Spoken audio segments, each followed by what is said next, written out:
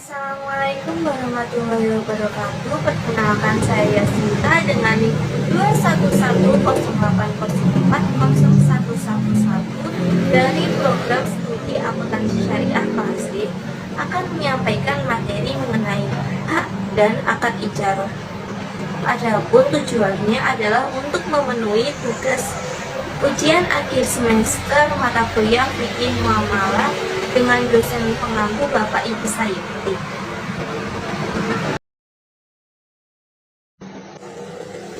Materi pertama yang akan saya sampaikan adalah mengenai hak. Hak merupakan sesuatu yang dimiliki oleh manusia sejak awal penciptaannya dan merupakan anugerah dari Allah. Menurut Mustafa Ahmad, hak merupakan suatu ketentuan yang digunakan oleh syara untuk menetapkan suatu kekuasaan atau suatu beban hukum. Hak juga dapat diartikan sebagai benda, milik, ketetapan, kewajiban, dan kepastian, sebagaimana yang telah disebutkan dalam Al-Quran. Adapun dalil tersebut dalam Quran surat Yasin ayat 7, Quran surat Al-Anfal ayat 8, Quran surat Al-Baqarah ayat 241. Kemudian, hak dibagi menjadi beberapa bagian ditinjau dari beberapa segi.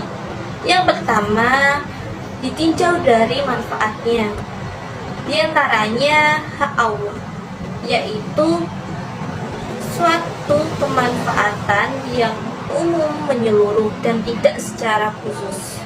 Contohnya sholat, puasa, dan zakat.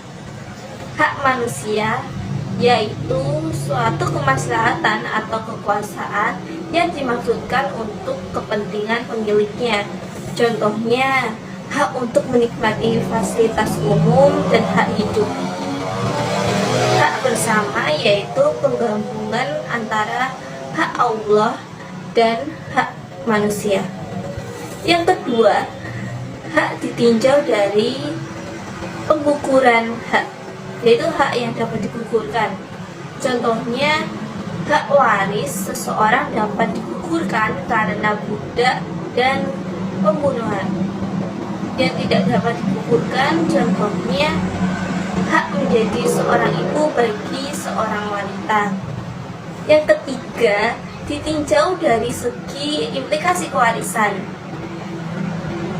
Yang bisa diwariskan yaitu sesuatu yang sudah jelas kepemilikannya, dan yang tidak dapat diwariskan yaitu yang tidak jelas kepemilikannya. Yang keempat, ditinjau dari segi hubungan kepemilikan, yaitu mujarodah, yaitu hak murni yang diselesaikan melalui perdamaian tetapi tidak meninggalkan bekas. Sedangkan hak ghairu mujarodah yaitu hak yang akan tetap meninggalkan bekas walaupun sudah diselesaikan melalui perdamaian, contohnya kasus pembunuhan.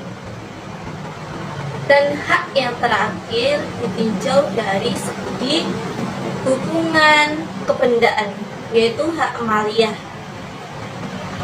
yaitu hak yang terkaitan antara benda, dan hak ghairu maliyah yang tidak ada keterkaitan antara benda. Contohnya hak untuk kewalian seseorang dan hak untuk politik, hak manusia untuk berpolitik. Itu saja yang dapat saya sampaikan mengenai hak. Selanjutnya akan saya sampaikan materi akad ijarah.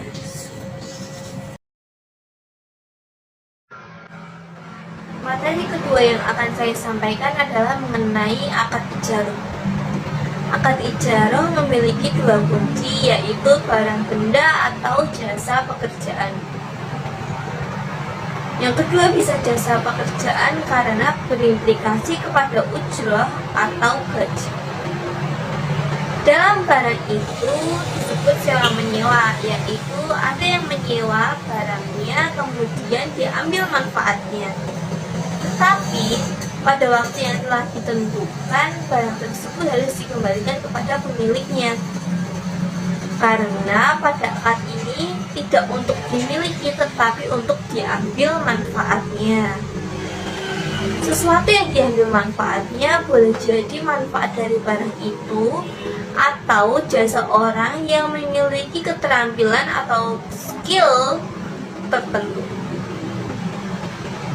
Dalil dari akad ini yaitu Quran surat At-Tolak ayat 6 dan Quran surat Al-Qasas ayat 26-27.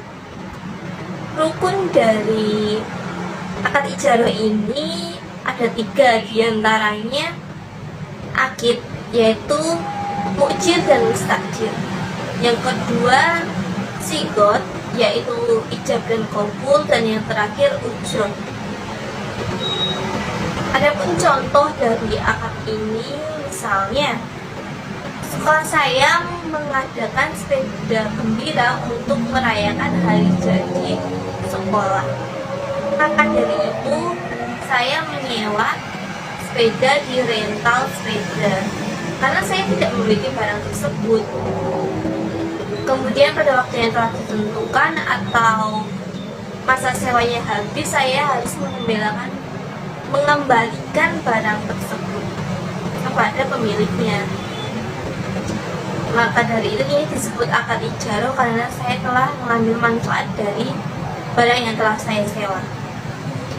Adapun contoh hal-hal yang dapat membatalkan akad ijarah ini yaitu barang yang akan disewa tersebut hilang atau rusak, dan yang kedua terjadinya uzur pada salah satu pihak. Itu saja yang dapat saya sampaikan mengenai materi hak dan akad ijarah. Kurang lebihnya saya mohon maaf. Wassalamualaikum warahmatullahi wabarakatuh.